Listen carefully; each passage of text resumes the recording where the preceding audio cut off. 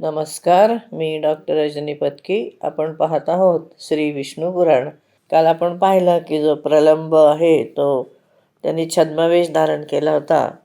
तर त्यांनी बलरामाला आपल्या खांद्यावरून घेऊन सरळ आकाशामध्ये उडी मारली. तेव्हा बलरामांनी श्रीकृष्णाला हाक मारून ते सगळं सांगितलं. तेव्हा त्यानंतर श्री पराशर ऋषी म्हणतात, रोहिणी नंदन बलरामाचा पराक्रम जाणणारा आणि त्याचं शेष रूप जाणणारा भगवान श्रीकृष्ण त्याला म्हणाला की हे सर्वात्मन, संपूर्ण गुह्य पदार्थामध्ये अत्यंत गुह्य स्वरूप असं तू असतानासुद्धा मानवभावाचं का अवलंबन करतो आहेस? तेव्हा आपल्या स्वरूपाचं स्मरण कर आणि समस्त संसाराचं कारण आणि कारणाचं सुद्धा पूर्ववर्ती काळ असणारं आणि प्रलयकालामध्ये स्थित राहणारं असं आपलं स्वरूप आहे याची आपण आठवण करा. की आपल्याला लक्षात नाही का की आपण दोघंही या संसारामध्ये पृथ्वीवरचा भार उतरवण्यासाठी या मर्त्यलोकामध्ये आलो आहोत. हेच आपल्या इथं येण्याचं मुख्य कारण आहे. तेव्हा हे अनंत आकाश आपलं मस्तक आहे, मेघ केस आहेत, पृथ्वी आपले चरण आहेत, अग्नी आपलं मुख आहे, चंद्रमा मन आहे, वायू श्वास प्रश्वास आहे आणि चारी दिशांना आपले बाहू पसरलेले आहेत. हे भगवान, आपण महाकाय आहात. आपलं सहस्र मुख आहे, सहस्र हात आणि सहस्र पाय वगैरे असे आपलं शरीर असं मोठं बलदंड आहे. सहस्र ब्रह्मांचं सुद्धा आपण आदिकारण आहात आणि मुनिजन आपलं सहस्र प्रकारे वर्णन करत असतात. आपल्या दिव्य रूपाला आपल्या अतिरिक्त कोणीही जाणत नाही, म्हणून सगळे देवगण आपल्या अवतार रूपाची उपासना करतात. तेव्हा आपल्या लक्षात नाही का की हे शेवटी विश्व आपल्यामध्येच लीन होतं. हे अनंत मूर्ती आपण धारण केलेल्या ही पृथ्वी आहे आणि ती पृथ्वी संपूर्ण चराचराला धारण करते. हे अज निमेषादी कालस्वरूप आपण आहात आणि कृतयुग वगैरे सगळ्या हे जे त्याचे भेद आहेत काळाचे, त्यांनी जगताचा ऱ्हास पण तुम्ही करता, त्याचा ग्रास घेता.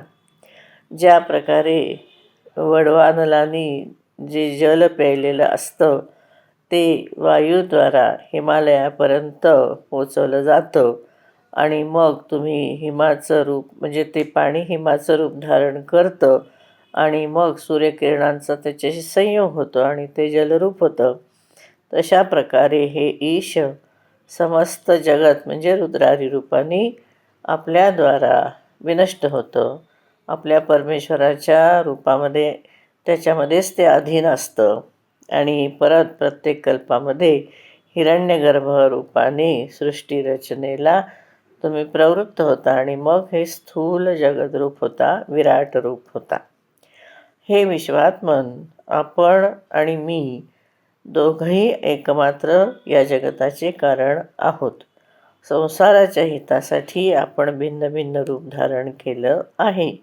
म्हणून हे अमेयात्मन, आपण आपल्या स्वरूपाला स्मरण करा आणि मनुष्य भावाचा हा बलराम म्हणून जे तुम्ही माझे मोठे भाऊ म्हणून आहात, तेव्हा त्याचं आता तो मनुष्यभाव ठेवू नका.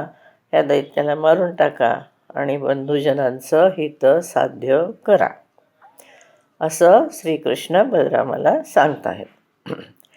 पराशर ऋषी म्हणतात, हे विप्र मैत्रेया, महात्मा कृष्णाने अशा प्रकारे स्मरण करवलं. कोणाला? ह्या बलरामाला, महाबलवान अशा. मग त्यांनी हास्य केलं. बलराम हसले आणि प्रलंबासुराला ते मारायला लागले. तेव्हा त्यांनी रागाने डोळे लाल करून त्याच्या मस्तकावर एक असा ठोसा मारला. त्यामुळे त्या दैत्याचे दोन्ही डोळे बाहेर आले.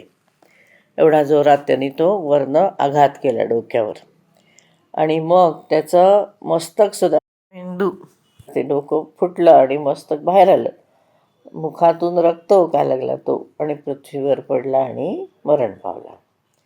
तेव्हा हे अद्भुत असं कर्म बलरामाच्या द्वारा झालं आणि हे बघून प्रलंबासुराला मारलेलं बघितलं सगळ्या गोपांनी आणि ते प्रसन्न होऊन साधू साधू असं म्हणून त्याची प्रशंसा करायला लागले. प्रलंबासुरला मारल्यानंतर बलरामाची स्तुती केली गोपांनी आणि मग कृष्णाबरोबर ते सगळेजण गोकुळात परत आले. 38 श्लोक आहेत या अध्यायामध्ये. इथे हा अध्याय संपतो, 9वा अध्याय संपतो. आता 10व्या अध्यायामध्ये शरद ऋतूचं वर्णन आहे आणि गोवर्धनाची पूजा आहे. श्री पराशर ऋषी म्हणाले, अशा प्रकारे बलराम आणि श्रीकृष्ण त्या व्रजामध्ये विहार करत होते. असं करता करता वर्षा ऋतू संपला आणि मग प्रफुल्लित कमलांनी युक्त असं शरद ऋतू आला. ज्या प्रकारे गृहस्थ मनुष्य हा पुत्र क्षेत्र त्याच्यामध्ये जे काम करत असताना त्यांना जिथे त्रास झालेला असतो, तो जसा त्रास होतो त्यांना त्या कामामध्ये, तशा प्रकारे मासे त्या खड्ड्यामध्ये ते पाणी राहिलं होतं, त्या पाण्यामध्ये त्यांना त्रास व्हायला लागला, ताप व्हायला लागला. संसाराच्या असारतेला जाणून ज्या प्रकारे योगीजन शांत होतात, त्या प्रकारे मयूरगणसुद्धा मदहीन होऊन मौन झाले. म्हणजे ते वर्षा ऋतूमध्ये जे नाचत होते, आवाज करत होते, ते आता ते करेनासे झाले. जसं विज्ञानीगण म्हणजे सगळ्या प्रकारचे ममता सोडणारे स्थितप्रज्ञ लोक घराचा त्याग करतात, तसं निर्मल आणि श्वेत मेघांनी त्याचा जलरूप सोडलं आणि आकाशमंडलातून ते निघून गेले. म्हणजे आकाश स्वच्छ झालं. विविध पदार्थांमध्ये ममता केल्यामुळे देहधारी जे असतात मनुष्य, त्यांचं हृदय सारहीन होतं. तसं शरदकालीन सूर्याच्या तापाने सरोवरातलं पाणीसुद्धा आटलं. म्हणजे आता पाऊस पडून गेला, त्यामुळे मग हळूहळू पाणीसुद्धा सरोवरातलं कमी व्हायला लागलं. निर्मल चित्त जे पुरुष आहेत, त्यांचं मन ज्ञानद्वारा समता प्राप्त करतं.